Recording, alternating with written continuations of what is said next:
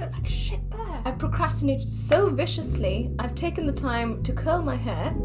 I've also made a pina colada. Today, I feel it's one of those things where I feel like as soon as I start to refocus my energy on the things that are important to me and the things that will enrich me and empower me and that I can grow in and the things that I can control, I will start to use whatever energy that is like going in different directions that maybe is not making me feel 100%. So here we are. This podcast is like a gift to me. It's a gift that I've given myself, and it's a place that I feel like I can really grow and in terms of my skills and grow as a person and share that in a place where, you know, people can like learn with me and where I can learn as well. But anyways, today I've got a tea called, it's by Yogi Tea, Christmas tea version. It has an Ayurvedic blend of honeybush, cinnamon and star anise. So it's super cozy. Also, I had many hours to catch the sunlight, but hey, here we are. The sun's going down, whatever. We're gonna record this. It is what it is. I was gonna wear like scuba style top, but then it looked super sexy, and I was like, you know what? I'm not here for that today. I kind of want to be just like sophisticated and just wear something black and cool, and it could be like a scuba top, but it's not. Kind of cute. It's from Zara. It's got like these tassels. Why do I have, literally this is still my blanket from hell. Still giving. Honestly, like, if I can't go to the forest, if I can't be in the jungle, I'm gonna bring it to me. Therefore, that's why we have this whole situation, which is very green, very lovely. See this chair? This chair, dude. This chair! I've procrastinated viciously this week, and so, you know, waiting to feel inspired for something to just hit me, and then this topic came up and I was like, let's talk about that, dude. And it is like how to get your diving license, where, and like what my experience was. And I don't know, I mean, obviously everyone has a whole different experience, but it's gonna be a fusion of facts, which could be helpful, and then also a story time. So to make this useful, I'm gonna spit some facts that will hopefully help you get an idea of like how much you need, where you need to go, and what you need to do and what you need to expect. But then I will free ride into the story time, and we can talk about, I know this is what you come to expect of me here, but how I got lost in the ocean. Yeah. So firstly, there are two options in terms of, there are two houses of certification that you can get, which get you to the same place. It's just like two brands, really. So the two brands, you could say, of getting your license are PADI and SSI. So PADI stands for something that I didn't know, to be honest. Neither did I know what SSI stand for. I literally just learned this as I was like, let me get some facts in there. So basically, PADI means Professional Association of Diving Instructors. Cool. And SSI is Scuba Schools International. Now, initially, I wanted to get the PADI because it's the, you know, the brand that I've seen everywhere, and it's, you know, I liked the fact that, yeah, I'm like a PADI driver. Riding on a tractor. But then when it came to it, I picked SSI. And it kind of comes down to the fact that PADI, you have, I mean, it's more, they're both world recognized, but it's more like, yeah, SSI, when it comes down to it, has less coursework. And I was in a mode, at that time of my life, I was like 21. When I went to Thailand to do this, I was just like, I kind of want to just have fun. And I want to not, I mean, I've never been a huge studier, although, you know, there are particular things that I've studied, like when I went to go do yoga instructorship, for example, but like, you know, I wasn't in like the studying mood because everyone there was taking it easy. Although, you know, I should have gone on my own trajectory and be like, no, I'm taking PADI, I'm going to do the coursework. But you know what? Everything happens for a reason, and I chose SSI. So I have an SSI Advanced Open Water certification, which I can go down to about 32 meters. If I can do it, anybody can do it, trust me. With the amount of times that I got lost, apart from like the coursework that you need to do for SSI, I think PADI has a very strategic, you know, method of like how they want to teach, and it's very like there's no movement in it. And SSI, it's up to the instructor to gauge how they want to adapt and move their classes. So if, in yogi terms, it could be PADI is like Ashtanga, SSI is like Vinyasa. This is something that I literally read recently, like just a few hours ago, is that for example, in SSI, if you are in an emergency situation, so everybody, when you go diving, you dive with a buddy, and you can't dive alone, you have to go with someone, which I think is absolutely reasonable. I personally don't feel the desire to go into the ocean floor by myself. I can do many things by myself, but not particularly that one. It's kind of like going swimming in ice. You wouldn't do it by yourself. You'd go with like a person to kind of like watch you. In an emergency situation where you are underwater and you are out of air, in PADI, it literally says to grab your partner's regulator, like the one that's in their mouth, to just like grab that. And they say it's because when you're in a panic mode, you're just going to grab that. So it's more so the person who has theirs grabbed, you know, they are not in like they've got a little bit more time to think about what they should do. So they have like a spare one. So then they would take that and put in theirs. But like, for example, in PADI, they'll teach you to go straight for the spare, which personally, I don't know how I would feel about someone taking my main one, but I can understand if you're in, literally, you feel like you're about to die. You're going to grab anything you can, but it's kind of scary. Can't tell you I've thought about it, to be honest. Okay, so where did I do mine? I did mine. So at that time, I was living in Malaysia, so I'm half Malaysian. And to do it in Malaysia is super cheap and super affordable. It's about, probably I would say like 200 pounds, I would say, 200-300 pounds. So it's a much more affordable, and obviously the diving is not as incredible as what, that's not true, because Sipadan, which is one of the top 10, which is the one I'll later on talk about, which is one of the top 10 diving sites in the world, is in Malaysia. Okay. Basically, I was in a mode of wanting to be in Thailand. So, I mean, just kind of like free and well, like, woo. And so I went to Thailand to do mine in Koh Tao. In Koh Tao, it was called Big Blue Diving. So there's like 2 tiers. So first you start with an open water diving course, and that takes you to 18 meters. And that is for 4 days, and you do 4 dives. So the open water diving one is 11,000 baht, or 270 pounds for that initial stage of 18 meters deep. And then if you want to advance to 32 meters, you take a topper up and you go for the advanced diving course, which is 2 days and 5 dives. And that is 10,000 baht and 245. So that's how much it will cost. And I'll put the link below of like where I did it personally. I did it in Koh Tao. But literally, if you just Google any place that you aim to go, I'm sure that they would have one that comes up, but that's just the one that I wanted to go to. Listen here, generally they will give you your suits, they'll give you your scuba gear, they'll give you everything you need, but there are a few things which they won't give you, which you will need to buy if you want to have a better experience. In my experience. Now, I started off wearing normal socks. God, I can't stretch my leg. Oh, I'm out of breath. Just normal socks, because when you are diving, you'll have the flippers. Now, the flippers will start to rub on the back of your heels and it becomes so raw. And personally, I would recommend bring or buy scuba socks. Just bring them. They go up to your calves. So they're a neoprene fabric. They've got a little bit of grip underneath, and they are thick enough to protect your feet from getting injured. Honestly, because if you're in the salt, literally for like 6 to 8 hours a day, you want to make sure that you go in feeling as comfortable as possible. It's kind of like, you know, when you go out in the cold, you want to wear your layers to make sure that you don't get cold. Like, you just want to make sure that you don't put yourself into pain that is unnecessary. So bring scuba socks. Now the second one. Okay, you're going to be 18 to 32 meters down in the ocean. All that water above you. There are techniques, for example, when you have your goggle, open it a little bit to get the water in, and then you blow it out to get the water out.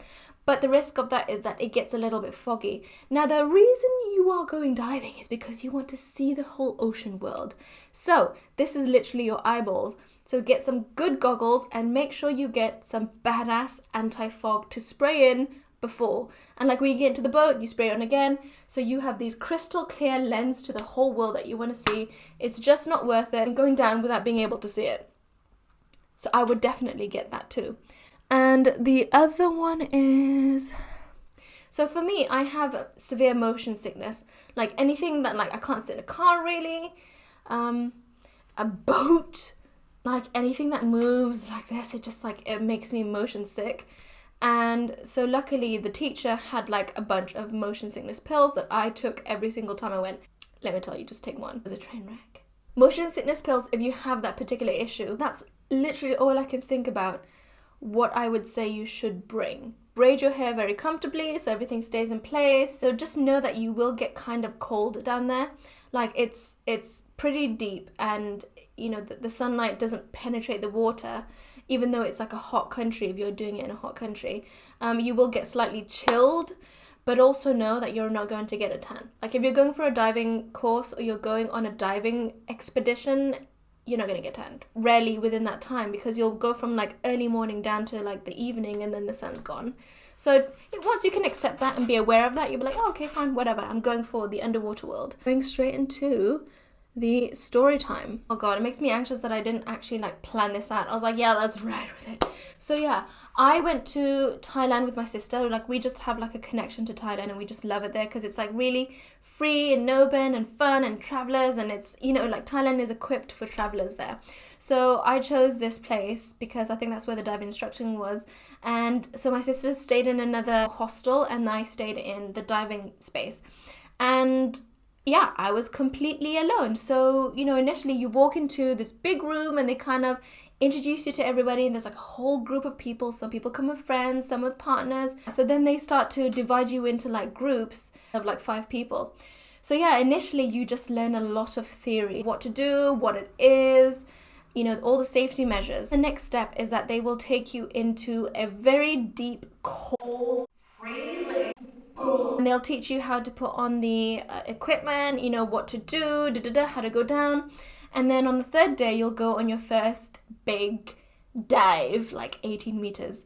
So the initial feeling I had when I go on this big dive is that, and it's really beautiful, you know, that you got super early, like it's like, you know, dawn, and everyone will get on a boat and they'll take you out to this big boat.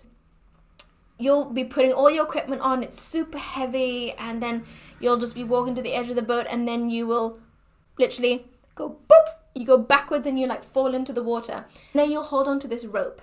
And your instructor will show you how to go down deeper and deeper. And I remember going down and thinking, what the fuck am I doing? What am I doing? What am I doing? And it's like you see the water just going further and further above you and thinking you have all this water above you. I just remember thinking, oh my God, like what the hell? On that particular day, they just take you through how to find things. They show you how to use compasses.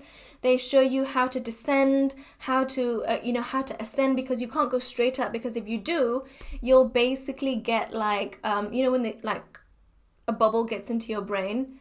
I feel like I don't know all the practical actual advice for you here, but basically you can't go straight up because you also need to have, you need to allow, is it the nitrogen? Basically needs to go through your bloodstream and kind of like exhale out before you go all the way up, because then you'll create a bubble in your blood and they'll go straight to your brain and then you're gonna die. So you can't do that. You have to stop midway, equalize, and then go up. And there's a way to ascend. And there's also a technique in terms of breathing, how to manage, like you can literally control your buoyancy. So let's say literally this is the coral, and you want to just like float above the coral, and it's about controlling how much oxygen goes in and out of your lungs. So if you keep a little bit of oxygen, or you just like fill your lungs a little bit, you'll literally just like float and you'll kind of like balance yourself as you go over. So yeah, they will like show you how to do various safety measures and stuff, like what to do, how to use the compass, how to navigate yourself, how to follow the instructor, how to work with your buddy. And then on the last day, basically they'll leave you to it. So I remember on this day, like they left me to it and they gave me a compass and they're like, go and find this mound of a coral. And I was like swimming and swimming and swimming and swimming and swimming, and I was like, where is this mound of coral? I mean, like, these are all coral. And I remember just like floating there thinking, where the hell is it? And then I realized as I looked down, I was like literally right above it. So I found it. And that was like the last day of the course of the beginner one. They asked me like, hey, do you want to like continue and do the advanced one? And I was like, yeah, sure, let's do it. So I did. And at this point was when I got the great idea I'd take one motion sickness pill. But on this day I was like, hey, I'll take 2 because I kind of feel like I need it to work quicker. So I took 2, and as we were, it was dawn in the morning, about to go out, and I remember just being like, swaying and being like, I'm so tired. Like, I don't know what it was, but like pills made me so drowsy, and they took us out anyway. That's the difference. I think with PADI, they're a bit more strict and strategic with how they teach you, and then SSI, it's like, yeah, let's go, like, get in. But maybe that's like in Asia, the teachers aren't as strict. So you have to make sure that you're super responsible and not going out there drunk. You're not going out there like a broken human being. Like, you're going out there knowing that you're going to be in the ocean and kind of having to be more aware of yourself, because they're really like just like free going. I mean, they kind of have safety precautions and stuff, but like they're pretty easygoing.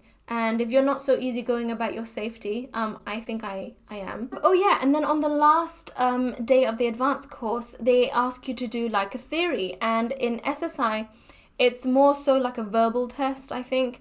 And then in PADI, you have to do like a written, and you have to do a lot of coursework. But with, the SSI, it's more of like they'll test you in the water.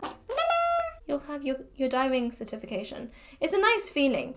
It's one of those times where, I like to spend my money on like things that will like, I can add, like feel like I've added value to. But just the feeling of, it's so bizarre when you're sitting in the ocean and you feel like, when you're a snorkeler, you're looking down on things, but when you're a diver, you're like immersed in it, like you're in the story, like everything's all around you. You'll have like fish above you, you have coral next to you, and you can kind of go into little nooks and crannies. Also note that this is specifically open water, so you can't go into dives. That's a whole different ball game, a whole different course. But what you could do, there's this place called the Big Blue Hole of Belize, and it's basically like a big blue hole, and then it has these sections. I'll add a picture, and it has these sections of like caves that go off, and you can dive in those things, for example, because they're they're open, so it's categorized as that. Just remembered a story on my previous, like on my diving instruction. This was like the last dive, and on this dive we were supposed to find a ship, so a massive, huge sunken ship. So firstly, they took us down into the ocean. We're like 32 meters down, sitting on the floor, and then they show us like a can of Coke, which we all know is red. And then the deeper we go, we look at it and it's like black. It's literally as black as like my shirt. It's pitch black.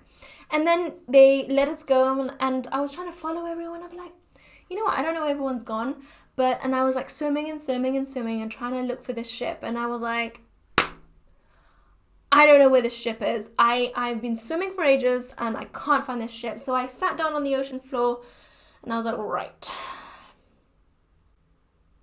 Okay, let's try again. So I turned around and then I realized literally where this wall was where like the ship's whole hull is. So I had to look all the way up and I was like, oh my God. It was like right there. The ship was right behind me. Whoa, what? At the first time I went on like a diving expedition to one of the top 10 diving sites in the world called Sipadan. So Sipadan is in Malaysia, a little island that you will see. It's like a little island and then it just drops. It's literally like the edge of a crack. So Sipadan, it's 4 days and 3 nights, and it's about 1,815 ringgits, which is equivalent to about 330 pounds. Let's get into it. But yeah, so they took us out there, and one of the few things that really stood out to me are like a few key moments. I can't place them where they are in my memory. But for example, there was the moment of where there's this like massive, how I was saying, like it's a huge shelf and it goes on for hundreds and hundreds and hundreds of meters all the way down. And the diversity and the magnitude and the sheer size of the creatures living on this island are astounding. Like there were clams, literally, like, can I even get it in the camera? Clams, like as big as me, like massive, and they were just like super big, and they are like hundreds of years old. And you know how long it takes to like grow coral? It's like, thousands of years old, like hundreds of years old, like super dense, like coral upon coral. Like the life is so diverse and rich and colorful. It's absolutely incredible. In terms of like swimming along the shelf, basically the current will pull you. So if you start at this point, the current will pull you all along the shelf really comfortably. So all you need to do is just sit like this, just kind of swim along, follow the lead person, and you don't even have to do much because the current is pulling you. So you're just looking at this world passing you by, and there's like giant turtles and manta rays and basking sharks, and it's just astounding. They'll take you on like moments where you're just like swimming big abyss of blue, and then in the shadows in the dark you'll see just like a massive whale just like passing you by, and it is insane. And Sipadan is known for like barracuda, so they do kind of nibble on you a little bit, but if you're careful, they won't pay attention to you. But they're basically these fish that go into like a tornado. So I remember we were looking the whole time, you know, hours and hours and hours looking for these barracuda. And then we were like, you know what? We can't find it. Let's all get into the boat. All of a sudden, the teacher's like, there's a barracuda. So I remember literally just like throwing my goggles on, and I jumped in, and I remember seeing the guy, he had one flipper on. He literally just like flew in. So this guy with one flipper on with me and my goggles, like, the barracuda. And it was, you know, it was like insane. It was just like the most hilarious thing just to see everyone like throwing themselves into the water to see the barracuda, it was insane. It's like they just go in like a torpedo around you. Oh, there was another moment of where like I got lost.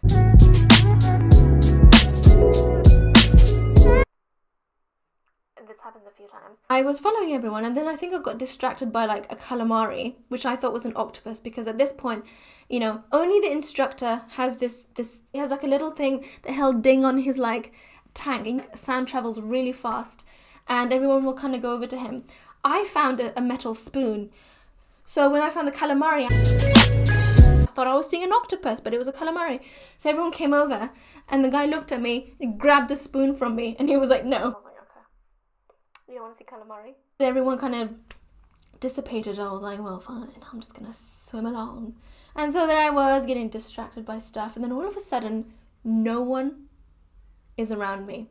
Like, I don't have a good eyesight at the best of times, but at this point I could not see anyone, and I was like, oh dear, oh no. So I was swimming, hoping I would bump into somebody. Didn't bump into anybody.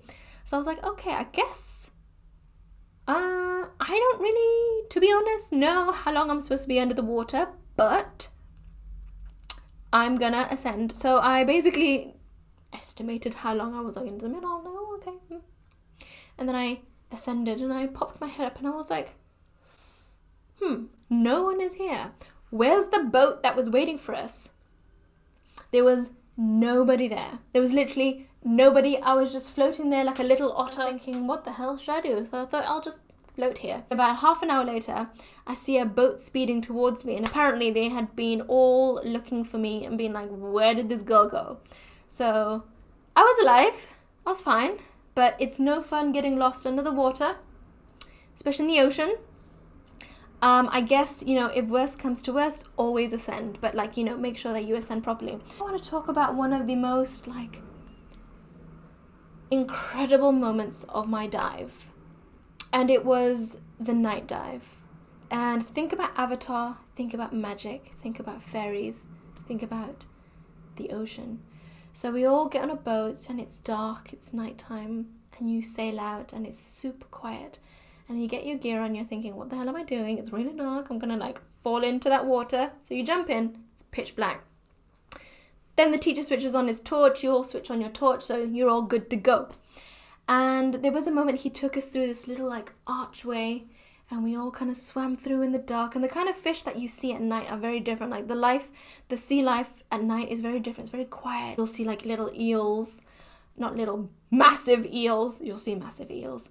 And at one point he stopped, and he was like, he started moving his arms like an angel. He just like illuminated like a fairy, and it was like the plankton that was there. And it was like we were just covered in just like magic. You know, there are so many locations that I really, really, really want to try, like just kind of alternative, cool diving situations. I really want to go to the Big Blue Hole of Belize. I just think, you know, although I can't go cave diving, I can go into those little caves with the stalactite and stalagmites. I think that's it, right? Then I want to go to the kelp forest. Can't remember what country that is in. But it's basically like, you know, in Harry Potter when they go into the black lake and they're swimming through this massive like seaweed. It's basically like that, and I just think that is just like so surreal. Although it's not it's an experience, you know. And then there's the this is very, very cold because it's basically the glacial waters melt and fill up this park. I mean, you'll be diving and then you'll see like a park bench, you'll see like a tree, a pathway, a little like a bridge, and I just think it's super sweet. I would love to like see more ships and historical places that have, you know, historical civilizations that have been sunken in the ground. I would love to see that. I think that would be of high interest to me. I haven't dived in many, many years, but who knows what the future holds. Oh, here's another random story. So when I was on Sipadan, I remember every morning we would go to, you know, go across the jetty and get on the boat. And I was like, oh, I just want to like sunbathe and swim on this beach, this beautiful like crystal clear ocean. So on the last day we came back a little bit earlier and there was still some sunshine, so me and my friend Jenna went swimming. Wow, this is incredible. And so the next morning as we were about to leave, and you know, this was like earlier than usual, I noticed all these little dots along the, you know, the shoreline, and I looked closer and it was basically little kids, like little kids who had all pulled their pants down and were doing their morning poop. Oh my god. Maybe don't swim on that part of the island. It's probably fun that they were pooping, but it's just the idea of it, of me like swimming in there. I'm like, ooh. It's not the best. I hope this was useful. If you have any questions, either drop them in the comments and I will be absolutely there to answer you anything. Or you can go over to like my Insta and DM me there. But if anything, if you liked it, if I'm particularly amusing to you, give this video a like. You know, I'm starting to get used to the fact that like likes, but yeah, I mean, I use my likes very sparingly because I know that when you like something, it goes into your algorithm. But if you find this of any use or amusement, give it a little like, give it a little boop. But yeah, thank you so much. I can't believe I actually did this. I finally did it after like days and hours of procrastination. Here I am, but yeah, bye. Bloops. This is even interesting. Let's jump in.